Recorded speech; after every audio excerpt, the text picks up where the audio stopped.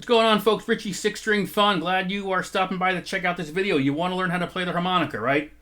Me too. I say that half seriously, half kidding. All I can say is with me, what I do with this is I just fake it till I make it. If you're looking for a true video on how to play this properly, you have come to the wrong place, my friends. Why am I doing this video if I don't really feel confident in terms of my abilities? Years back, again, Springsteen cover band, we were working on songs, and of course, Promised Land is suggested and we play it, and we realized you really needed a harmonica to kind of make it sound halfway decent. And really nobody else volunteered to do it, so I was like, all right, I'll give this a shot. And I've kind of just been noodling with it for years now.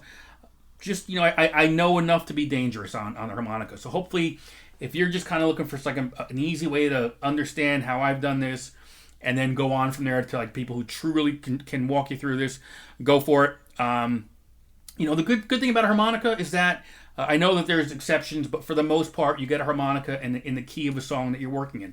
This is the key of G, so I'm good to go with anything that's in the key of G because with the sound holes here, they're already, I don't want to say tuned, but these are already certain notes that you can play. So whatever you find in the scale of G, you either have it here through blowing it in or sucking the wind back out. And then if I suck it back out, was that upside down? No.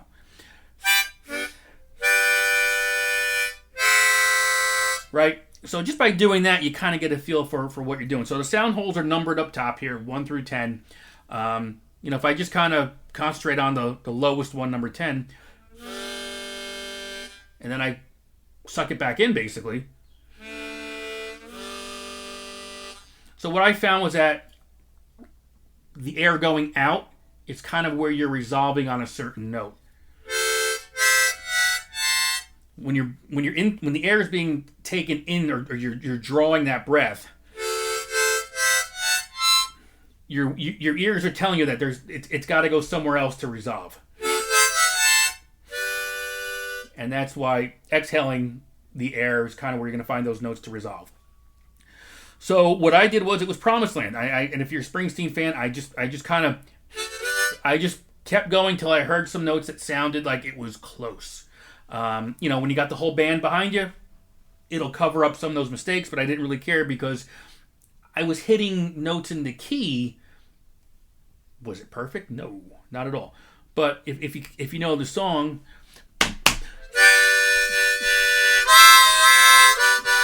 right, that just took time. Even bending, I don't even know how to tell you to bend the note. You're drawing the breath in. And I guess I'm just kind of finding ways to bend that air somehow, whether it's through the way my lips are, my jaw.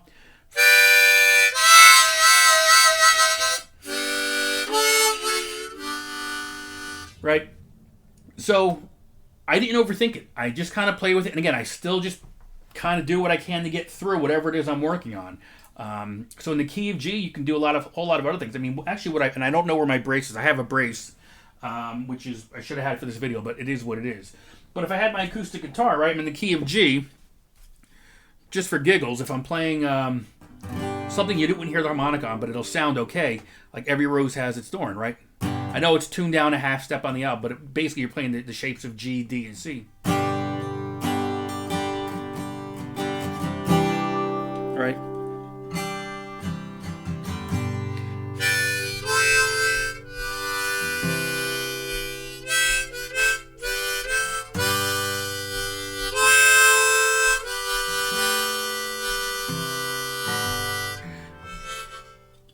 That didn't work.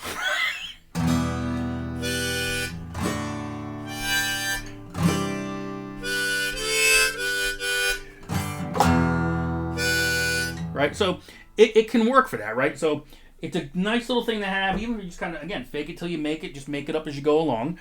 It just adds another layer of music. So that's how I can't tell you any more than that because that's just how I go about doing it. I listen to it. I only have the key of G. I've got one in the key of A, and you can hear the difference already. But if you got songs that are in the key of A, So you can hear the difference. So key of A, if you've got a song progression that's using the chords associated with A, that'll work. So again, the upside is that, you got a harmonica in a certain key, you're good to go. The drawback is you have harmonica in a certain key, and you're not good to go because you've got to be prepared. Hey, we're doing a song in G, cool. We're doing a song in A, okay. Doing a song in D or B flat, lost those years ago. So you've got to have one. That's why if you see harmonica players, they've got a little table set up in front of them with 12 plus harps because they have one for basically every key. So I don't think you need that. You can just find the key that works for you if you're singer-songwriter, and it should work. So just experiment. Look, everything is not cheap these days compared to what it was when I started buying these. But just find a song that you know is in the key of whatever harmonica you have. Just play along to it.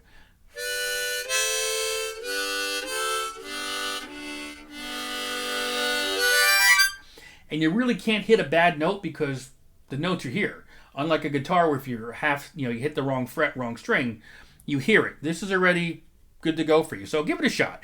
Again, I'm not telling you this is how to play or I'm an expert, but I am telling you this is how I went about doing it. There's only a handful of songs on that Springsteen catalog we would use. Promised Land, we would throw it in there for Stolen Car. Again, G. This Hard Land, G. Thunder Road was F, so you had to have an F harp for that. So you get the hang of it quickly. Just have fun with it. It's just something different to do. Don't overthink it.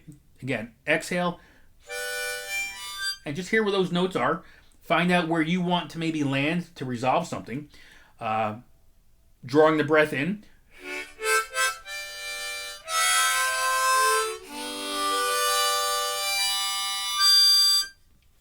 Make it your own. Again, just trying to walk you through how I've gone about doing it. Wish I could be much better at this, but it's good enough for now. If at least kind of gets you thinking on playing harmonica and then finding some other folks that can really take you down that path, more power to you. That's great. We'll see you on the next video, folks. Thanks for stopping by. I really do appreciate you sticking around for this one.